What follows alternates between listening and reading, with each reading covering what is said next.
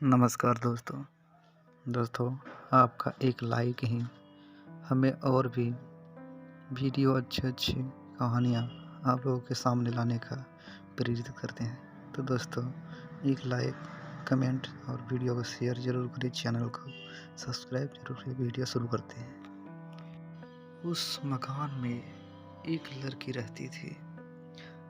लड़की अपने गांव से वहाँ पर पढ़ने आई थी। उसके साथ एक छोटा भाई था जो अपनी बहन के साथ ही पढ़ता था।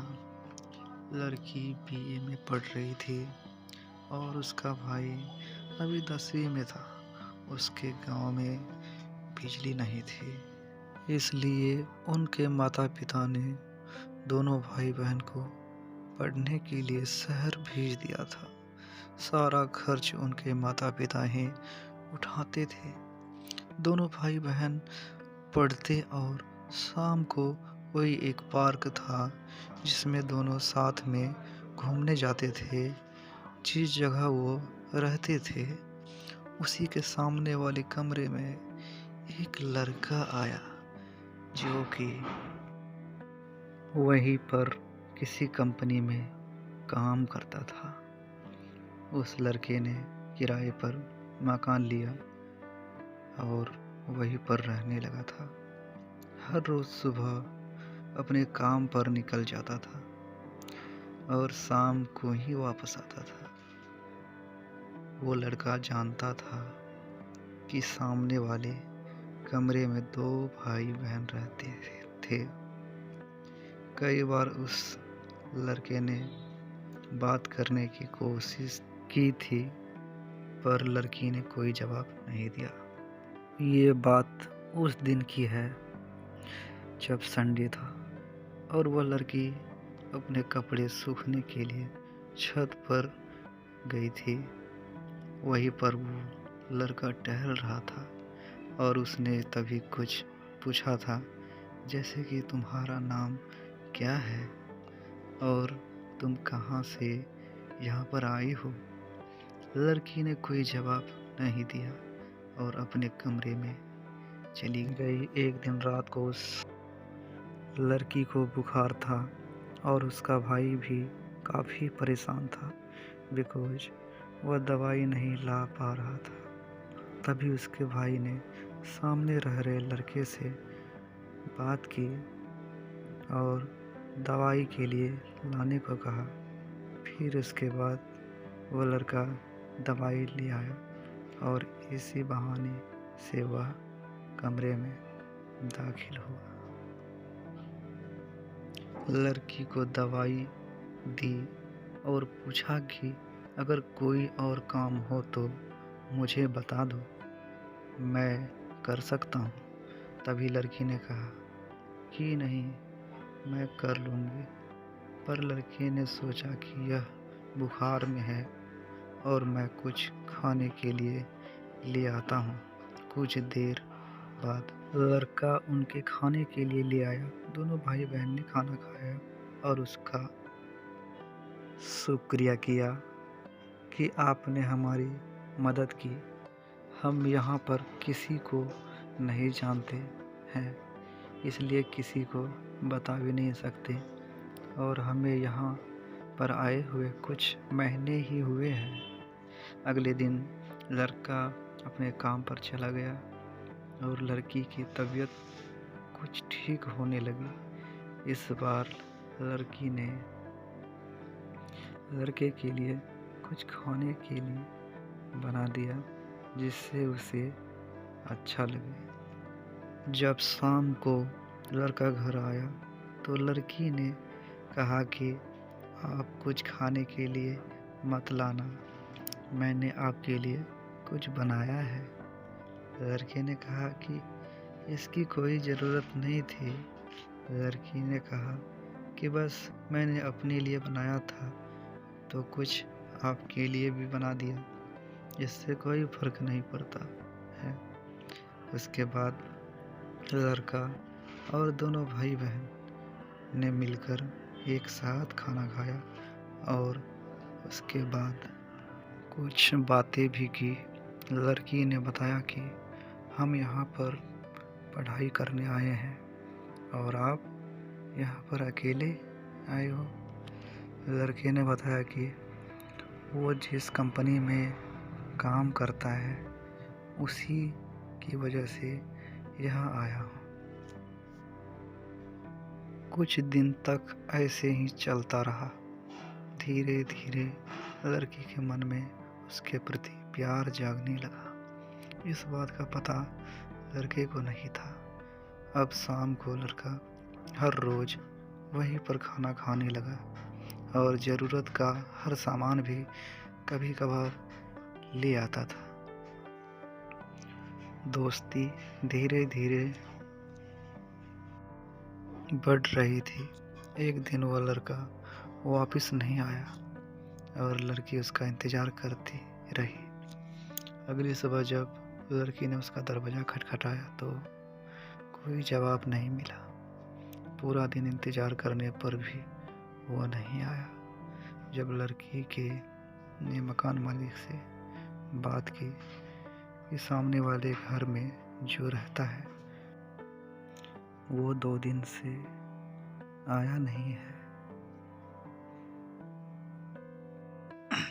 क्या आप जानते हैं कि वो कहाँ है? फिर मकान मालिक ने बताया कि वो तो अपने शहर चला गया है और वो 2 दिन पहले आया था और मुझे चाबी देकर कहा कि मुझे दूसरी कंपनी में जॉब मिल गई है, इसलिए जाना होगा। यह कहकर वो चला गया। अब जब लड़की को एहसास होने लगा था और उसकी ज़रूरत महसूस हो रही थी तो आज वो बिना बताया ही चला गया। कुछ लोग ऐसा दर्द दे जाते हैं जिसका इलाज होना बहुत ही कठिन है। आज इस बात को 2 साल बीत गए पर आज तक वो वापस नहीं आया। रेनू से जब प्यार हुआ था तब ऐसा लगता था कि प्यार बहुत अच्छा है, यह जीवन प्यार में बीत सकता है। मगर जब इंतज़ार करने की बारी आई तो बहुत दुख होता है। वह इंतज़ार जिसमें वह कभी वापस नहीं आएगी सोचकर ही डर लगता है। मगर यह डर सोचने से नहीं था। जब इसका एहसास हुआ तो सब कुछ समझ आ गया था। जब आप किसी से बहुत प्यार करते हैं और दूर चला जाता है तो बहुत दुख होता है। रेनू की बातों से कभी भी नहीं लगता था कि वह ऐसा कुछ भी कर सकती है, मगर क्या करे, कुछ समझ नहीं आ रहा था। यह उस दिन की बात है जब वह मुझसे आखिरी बार मिलने आई थी। मुझे उस दिन की बात बहुत अच्छे से याद है। वह मुझसे मिलने आई थी। उसे याद है वह मुझसे मिलने आई थी। उसे कोई बात करनी थी जो कि मुझे लगता है बहुत ज़रूरी थी, मगर वह मुझसे कह नहीं पाई थी। उसके बात को टाल दिया था। कुछ पता भी नहीं चल पाया। शायद मैं अब कभी भी जान नहीं सकती हूँ। मुझे तो प्यार के बारे में सोचते ही अब डर लगता है, क्योंकि ऐसा लगता है प्यार करना आसान हो सकता है मगर उसे निभाना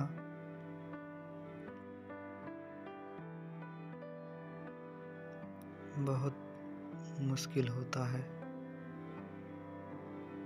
वह मुझसे मिलने पर यह बात कहती है कि वह कल कुछ बताने आएगी, मगर जो बात कल होगी वह मुझसे आज भी कह सकती है, लेकिन उसने कुछ भी नहीं कहा था।